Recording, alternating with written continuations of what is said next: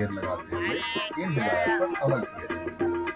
ढेर जमीन से कम 1 फुट ऊंचे बेड पर लगाए।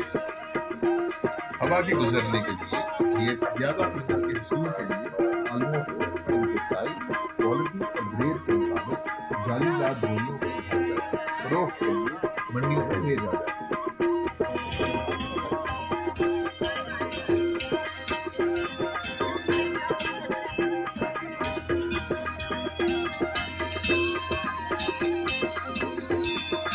बेहतर मुनाफा समझदारी का मुतकाज़ा है। सरसब्ज और पठारदार और मेहनती किसान कदम सरसब्ज का।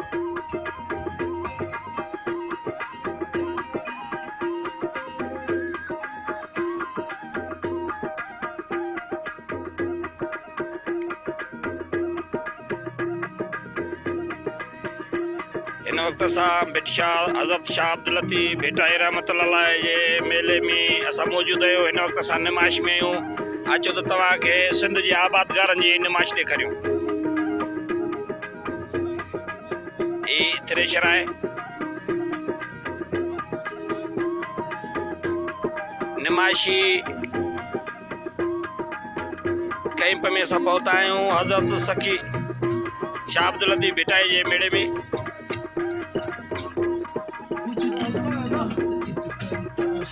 ये नुमाइशी प्लांट है असा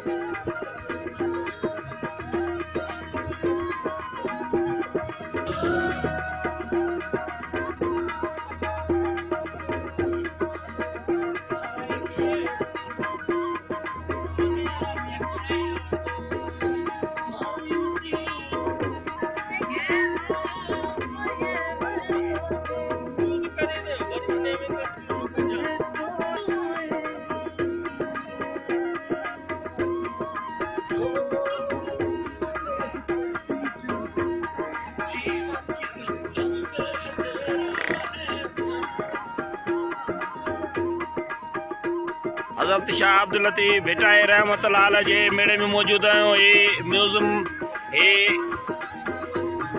ये असांजी नुमाइश आहे। हज़रत सखी शाह अब्दुल लतीफ़ भेटाई जे मेले में नुमाइश आहे। नुमाइश में दवाऊं पर जेके भी सिंध जे कल्चर ऐं सकाफ़त में ऐं जेके भी शयूं आहिनि उन्हनि जी नुमाइश ते लॻाई वई आहे। वारे वारे सां असां तव्हांखे नुमाइश ॾेखारींदासीं।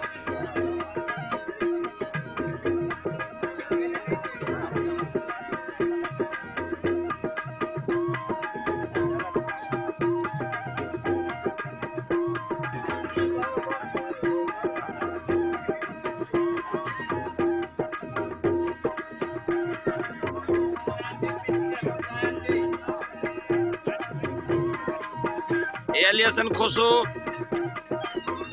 खास केली वाटर लग खेबर का ए सुठे नस्ल जा बकर नुमाइश में कायो आहे ॻोठ जबल खान खोसे का। ये असांजो भाउ अली हसन खोसो आहे जो नुमाइश में भले सिंध जा भलोड़े क़िस्म जो जेको बकर नुमाइश में कायो आहे ये तव्हांखे ॾेखारियूं पिया।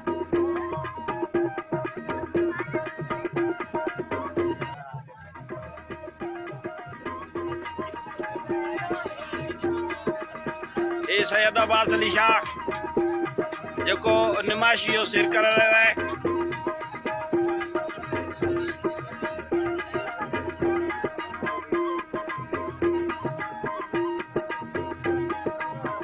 सिंध जो मेलो हज़रत शाह अब्दुल लतीफ़ भेटाई जंहिंमें हर तरफ़ जा मुख़्तलिफ़ स्टाइल लगाए विया आहिनि, जंहिंमें सिंध जा कल्चर, सिंध जा माल ऐं सिंध जूं जेके बि आसार क़दीम शयूं आहिनि या जेके बि भलियूं शयूं आहिनि म्यूज़ियम में रखण जहिड़ियूं उहे नुमाइश में हिते आंदियूं वयूं आहिनि, जेके आहिस्ते आहिस्ते तव्हांखे ॾेखारींदासीं।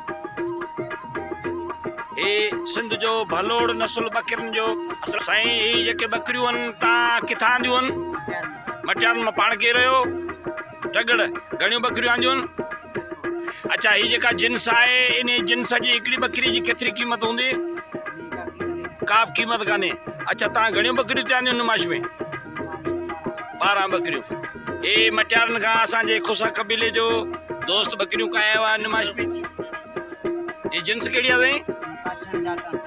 साईं काछड़ जातण सही ये तमाम भलोड़ बकर भलोड़ जो किस्म जो तव्हांखे ॾेखारियूं पिया जेको साईं शाह अब्दुल लतीफ़ भिटाई जे मेड़े में हिते निमाश में हिते पहुता आहिनि हे तव्हांखे असां ॾेखारियूं पिया अचो त अञा बि तव्हांखे अॻिते ॿिया नसुल ऐं ॿिया क़िस्म ऐं ॿियूं बि बकर ॾेखारियूं अस्सलाम वालेकुम साईं साईं ही कहिड़ी बकरी आहे ही पटेरी बकरी आहे ऐं हीअ सिंध जे कहिड़नि कहिड़नि ज़िलनि में थींदी आहे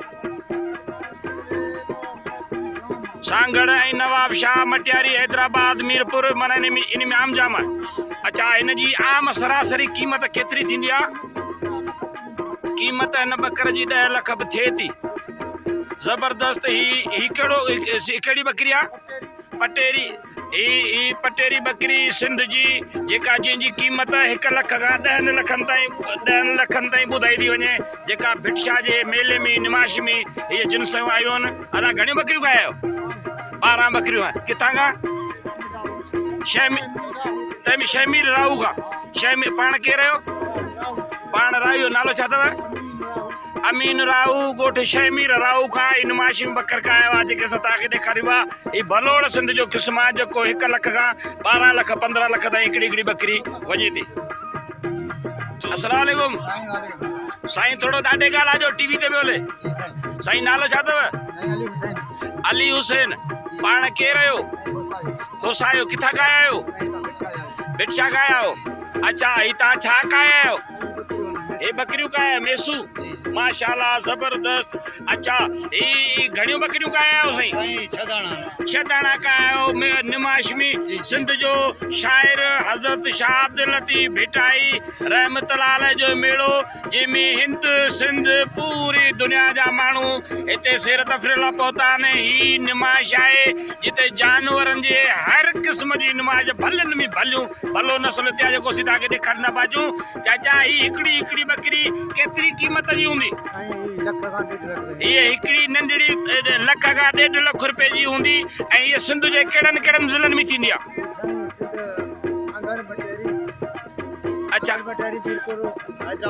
अच्छा ही सिंध जे मुख़्तलिफ़ ज़िलनि में सांगड़ मटियारी मीरपुर नवाबशाह ऐं टंडोल यार इन विच में जेके सही जिन्स थिए थी हीअ तमामु बहितरीनु आहे हीअ फाड़नि ऐं हरणनि जे मुक़ाबले में आहे माशाल्लाह तमामु दिलचस्प आहे तव्हांखे ॾेखारी थी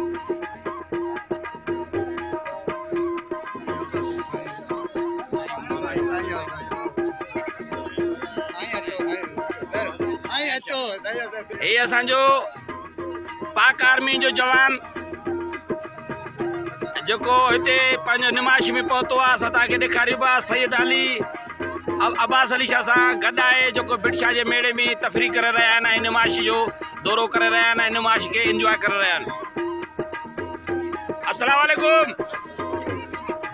ही कहिड़ो हिते आहे बकरियूं किनियूं बाबा अस्सलाम वालेकुम साईं नालो छा अथव शौकत अली पाण केरु आहियो राहू किथां खां आया आहियो भिटशा खां साईं तव्हां छा आंदो आहे बकरियूं घणियूं 10 बकरियूं साईं कहिड़ी जिन्स आहिनि जिन्सूं ॾेखारियो असांखे हीअ हिंद सिंध इंडिया खां सवाइ दुबई सऊदी पर जेतिरा बि दुनिया मुल्क आहिनि तव्हांखे ॾिसनि पिया ऐं अचो साईं हिनखे जिन्स थोरी तव्हांखे ॾेखारे रहियो कहिड़ी जिन्स आहे ही सिंध जो भलोड़ क़िस्म साईं ही कहिड़ी बकरी सरबी आहे कामरी मकराज़ ही कामरी मकराज़ बकर आहे जेको माशाल्लाह हिते हिन में निमाश में हज़रत साईं शाह अब्दुल लतीफ़ भिटाई जे मेड़े में पहुतो आहे ज़बरदस्त आहे जिन्सूं हिक खां हिकु आहिनि अल्हम्दुलिल्लाह अल्लाह जी कुदरत ॾिसण खां दिलि रहे नथी तारीफ़ खां बि दिलि नथी रहे सुभान अल्लाह वाहिजूं ज़बरदस्त जिन्सूं आयूं आहिनि ऐं ही भलोड़ क़िस्म बकरियूं आहिनि साईं ही कहिड़नि ज़िलनि में थींदियूं आहिनि बकरियूं जी जी जी सही अदे जो चवण आहे त ही नायाब जिन्स आहे जेका सिंध जे मुख़्तलिफ़ कुझु हिसनि में मौजूदु आहे, बाक़ी हर जॻह ते हीअ नथी मिली सघे। साईं हीअ हिन जी सरासरी जेकॾहिं क़ीमत लॻाइजे त केतिरी खां केतिरी ताईं क़ीमत आहे? 3 लख खां 4 लख, 4 लख खां 10 लख ताईं हिन जी क़ीमत ॿुधाई थी वञे। शौक़ जो मुल्क कोन्हे को, ऐं हीअ नुमाइश आहे ज़बरदस्त। ही ॿकरियुनि जो क़िस्म आहे जेको असां तव्हांखे ॾेखारियो। अचो त तव्हांखे वरी अञा अॻिते ॿियूं बि जिन्सूं ॾेखारियूं।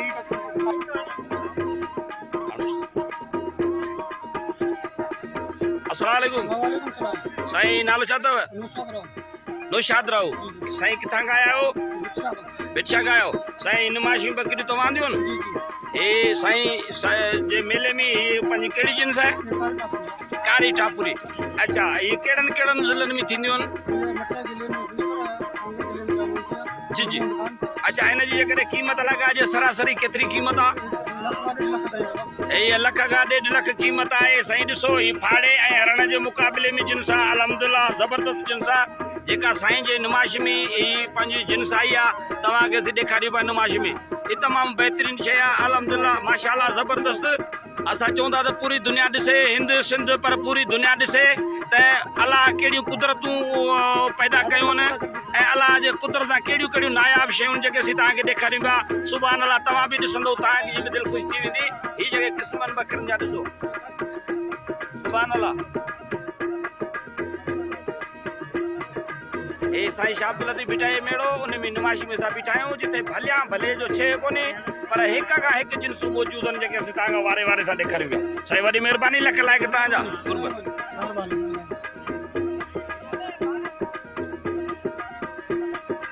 अस्सलाम वालेकुम साईं। साईं नालो छा अथव? साईं अली गुल जमाली साहब, किथां खां आया आहियो? सैदाबाद खां। माशाअल्लाह, तव्हां पाडो खां आया आहियो? पाडो ऐं टियाणियूं। साईं अल्हम्दुलिल्लाह, ही कहिड़ो नस्ल आहे? कुंडी, पंहिंजी सिंध जी असली नस्ल आहे। साईं हिन जी सरासरी कहिड़े ज़िलनि में थींदा? ही जेको नस्ल आहे कहिड़े कहिड़े? असुल बदीन में। अच्छा, असुल बदीन में, बाक़ी हींअर मुख़्तलिफ़ सिंध जे ज़िलनि में अची वियूं आहिनि।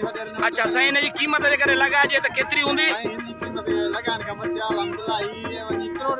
सुभान अल्लाह। साईं ही कयो पंहिंजो। साईं अचो त तव्हांखे पहिरियों सां जिन्स ॾेखारियूं। अल्हम्दुलिल्लाह, ही सिंध जो पाडो आहे ऐं तमामु नायाब जिन्स आहे, जंहिंजी 1 करोड़ खां बि मथे क़ीमत ॿुधाई पई वञे। 1 करोड़ खां बि मथे क़ीमत ॿुधाईंदी थी वञे। ही सिंध जो पाडो आहे। ही सिंध जो पाडो आहे जेको हिन जी क़ीमत 1 करोड़ खां बि मथे ॿुधाई पई वञे। सुभान अल्लाह, ये नुमाइश आहे बिलशाह जे मेले में असां पहुता आहियूं। असां चाहियूं था त तव्हांखे भले खां भली शयूं ॾेखारियूं। अस्सलाम वालेकुम साईं। साईं नालो छा अथव? मोहम्मद सफ़र बिरामाणी। साईं तव्हां किथां खां आहियो? न्यू सैदाबाद। साईं पाडा तव्हां आहिनि? माशाअल्लाह ज़बरदस्त।